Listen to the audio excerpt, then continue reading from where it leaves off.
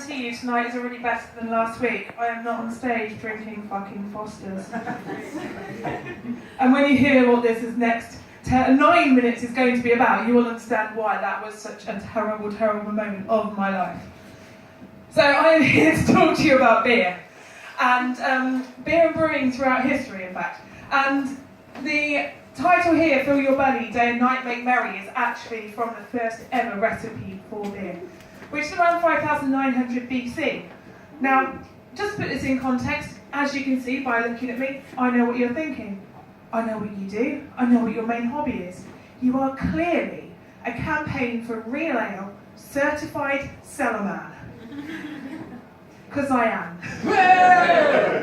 The reason I was in Norwich last week is because I was twatting casks with a mallet. It's my favourite occupation. And actually, quick aside, I was asked to send instructions today to the Guinness Brewery in Dublin how to vent and tap a cask. I know, right? Okay, going on, mate. Right. Have I just made this not work? There we go. So, mind-blowing slide. When I read the guidance on how to do talks, you have to blow people's minds with the first slide.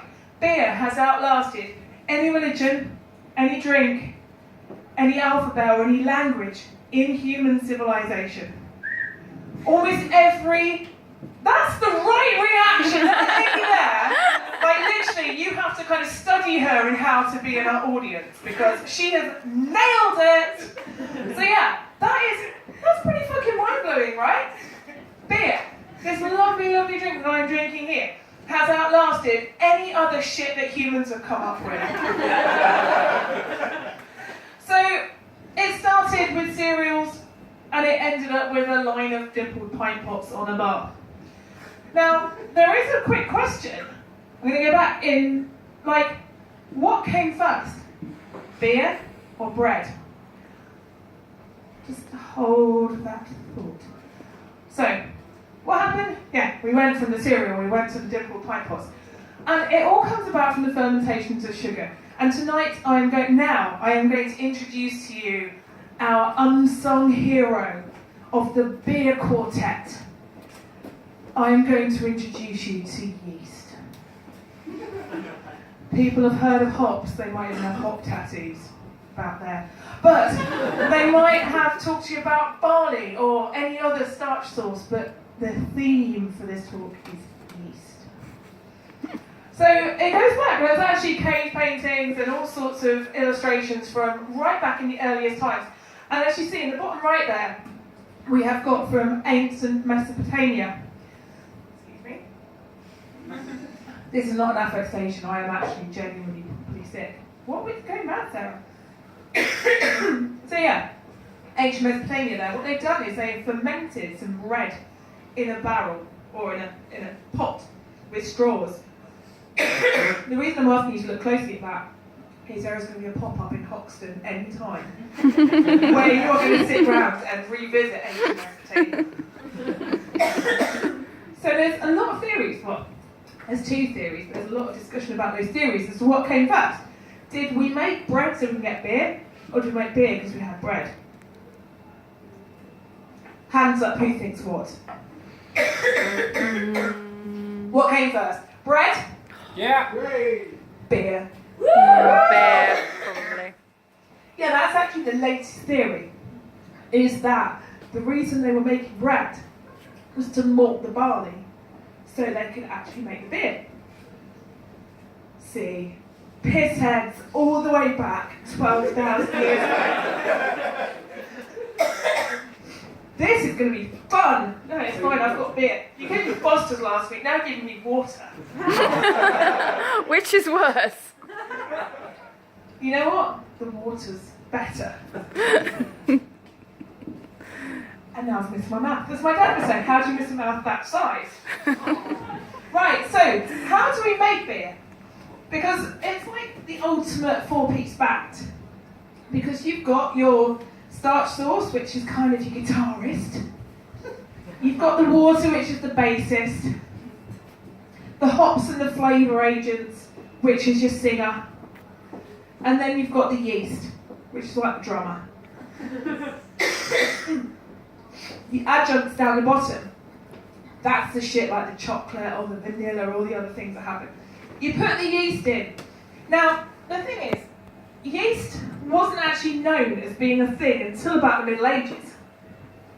Even the Reinheitsgebot, which is the oldest food purity law, which was from Germany in 1516, didn't even mention yeast because it was spontaneously fermented.